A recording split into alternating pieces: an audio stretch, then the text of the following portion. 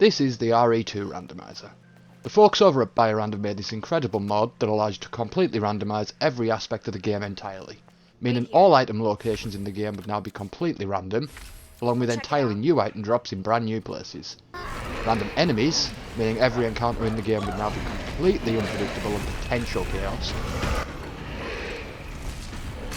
And even all the doors in the game, meaning the door that would usually need a spade key, for example, may need a different key, or no key at all. This will create an entirely new and unpredictable path through the game. Most of the puzzles will also be different, requiring me to find brand new in-game files in order to solve them. And to top it all off, I'll be playing on hardcore mode, just to ensure that little bit more chaos. What could possibly go wrong? Loading into Claire's A scenario, I immediately opened my inventory to see what tools I would have at my disposal for the start of the run. Safe to say it wasn't what I would hope for.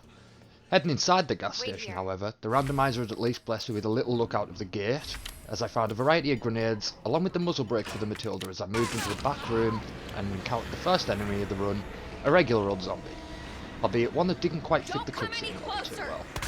A couple shots to the head, and the zombie was down, allowing me to grab the key, which the randomizer had rather conveniently placed right next to the entrance. I then made a hasty exit from the gas station, triggering the cutscene with Leon and taking me to Raccoon City itself. Don't shoot! Get down! However, after skipping the ensuing cutscenes, I was given control of Claire, only to be immediately met by two Mr. X's and two super tyrants. Before I could even react, one Mr. X had hold of me, throwing me onto my arse, before one of the other super tyrants caught me with a backhand as I was recovering, put me into danger and forcing me to burn my only healing item immediately. Thankfully, after that welcome party, the rest of the trip to the RPD was fairly routine, aside of having to dodge a rather persistent rabid dog a couple times, and I managed to ride to the station unharmed, for now at least. Making my way inside the RPD, I immediately began taking note of the rest of the doors in the main hall, so I at least knew for later. Finding the west office door, locked from the other side, the library door now requiring the club key, and the waiting room has required the spade key. So just like the base game, my initial path would be through the west corridors, unless the scripted trip into the east wing yielded any keys. Focus.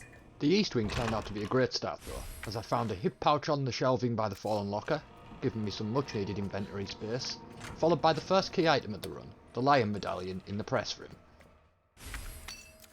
Moving into the bathroom, I also managed to snag the battery and the high capacity mag for the Matilda.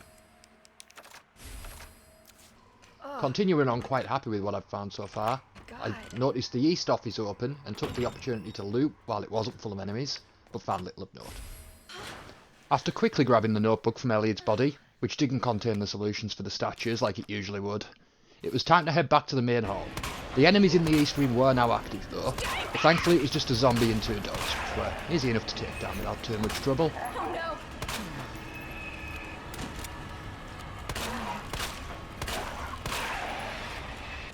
And just like that, I was back in the main hall just in time to be introduced to Marvin.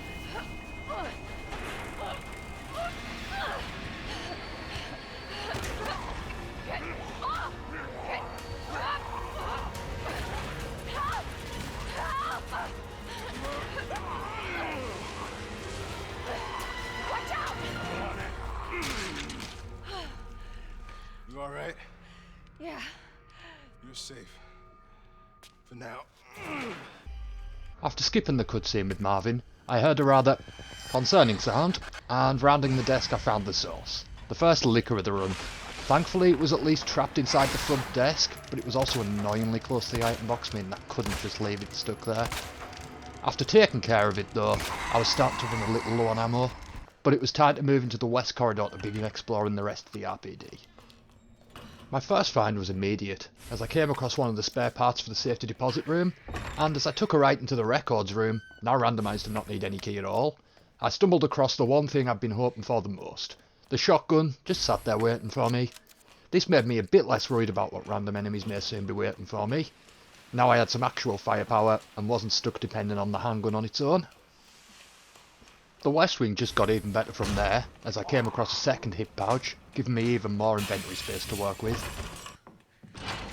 Carrying on through the operations room, I got hold of the first key of the run, finding the diamond key laying on the floor, and climbing through to the dark room corridor, where I encountered a zombie with so much determination to get into the vending machine that even having no legs wasn't going to stop her. After taking her out along with the dog also roaming the area, I then found the crank in the opposite vending machine, which would give us early access to more of the east side of the station a little later. With the door to the west office chained shut, my shortcut back to the main lobby was now dependent on finding the bolt cutters, so I instead headed into the safety deposit room to drop off the spare part I'd already found.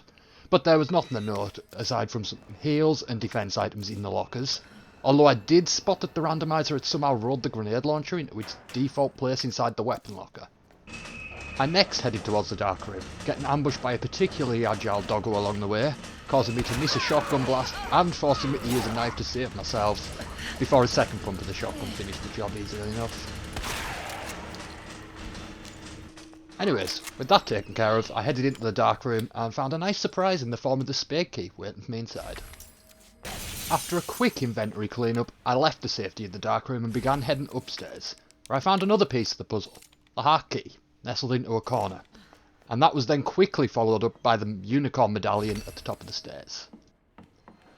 With the jack handle immediately following that, I was beginning to think the randomizer had given me near perfect luck on this seed. Heading back down the stairs, the luck only continued though, as I found the second and final spare part, giving me full access to the admittedly rather shit contents of the safety deposit room. After a quick detour to empty the remaining lockers, I headed into the shower room, where I found an ivy zombie waiting for me. Choosing to try and count it around the bench as I looted turned out to be a great idea, which definitely didn't result in a near death.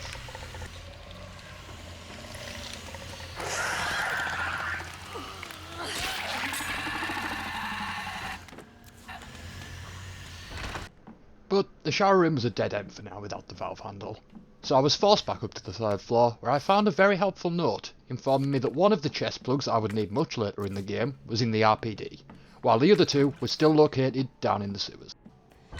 With this knowledge, I pressed on into the library, and while stuck in a radio conversation with Marvin, I also heard some familiar and rather concerning footsteps below. And to my horror, I looked down to see another two Mr. X's waiting down below, and they weren't exactly waiting for me to finish my call with Marvin before coming to kick my ass. With the library door needing the only key I had yet to find, I had no choice but to double back, but first I had to give my two new best friends the slip. So I first had to rush down the stairs before the Mr. X who had not taken the ladder could cut me off, managing to get just out of range of his haymaker, before running to the ladder while the other Mr. X was following the path I had taken to dodge the first. I was honestly just really lucky that I'd gotten zombies in this room along with the Mr. X twins. Anything else like a licker or a dog could have made this room very dangerous. After my narrow escape, I was forced back through the entire West Wing to return to the main hall, where after a brief reunion with Marvin, I moved on to the upper floor of the East Wing. I first dipped into the art room and found a note containing the code for the safe over in the West office, and then used the crank I had found earlier to gain access to Chief Iron's office and the surrounding area much earlier than usual. The early trip into Iron's office was a rewarding one, as on the way through I managed to find the Queen plug, meaning I no longer had to worry about the plugs until I reached the sewers much later. And also the MQ-11 extended mag, which would be handy later when I eventually found the actual weapon, along with another much needed hip pouch. After a quick stop to clear my inventory, I checked out Iron's private elevator, which while inaccessible for now, did have the club key right next to it, completing my set of keys, meaning I now had access to almost the entire RPD. The observation and interrogation rooms on the floor below Iron's office, aside from containing the code for the locker in the shower room, was pretty uneventful. So, leaving the upper floor of the area untouched for now, I finally decided to head back through the East Wing to trigger the cutscene with Leon at the courtyard gate. With the cutscene skipped, and Leon now off to find his own way into the station, I did a quick 180 and immediately found the last medallion, just sitting on a barrel at the bottom of the stairs. Marvin? But before going back to place the medallion in the main hall and heading down below the station, I chose to finish exploring the areas I hadn't yet touched in an effort to stock up on as much firepower as possible before facing off against Burke. My first stop was the upper floor above Iron's office, where I found a surprisingly empty east storage room. I guess the usual enemies there don't spawn in until they return to the RPD. So I took the opportunity to loot in peace, finding the flamethrower for my troubles, before I headed off to the final area I had left to explore, the courtyard where we had just encountered Leo. The courtyard contained a couple of useful items, as I first found the fuse to open the shutter in the lower east wing, then the electronic gadget giving me access to the maiden statue, and the arm for the statue in the art room, but neither of these last two would be used until much later. I then remembered one room I had not been to yet, the lounge, although it did come with the downside of going back into the library. However, it was more than worth it as I found the first electronic part waiting for me inside. Although it did mean I had to shape my Mr. X twins for a second time, but I was once again able to give them a slip without too much trouble. Now back in the main hall, I inserted the last of the medallions, finally opening the secret passage to the underbelly of the RPD. It was finally time to take on Birkin. I immediately found the valve handle in the save room, but I chose to leave that for my return to the RPD. And on my way down into the depths, also found the large gear waiting for me at the bottom of the stairs. Moving on, I triggered the cutscene with Sherry, and I couldn't help but feel a bit personally attacked as she told me, You need help. Why? He's right behind you. What? Oh my god.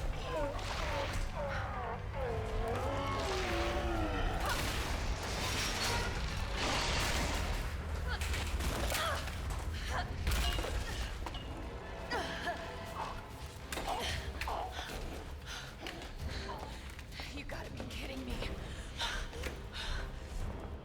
Words ain't gonna cut it. Now, I've never been particularly good at the G1 Birkin fight, and I certainly can't pull off the knife strats the speedrunners use, so this was going to have to be done the old-fashioned way. And by that I mean me getting my ass kicked around the arena as I dumped most of my ammo into Birkin's engorged jack-off arm. So, now I'm just going to shut up and let this absolute disaster class play out for you all.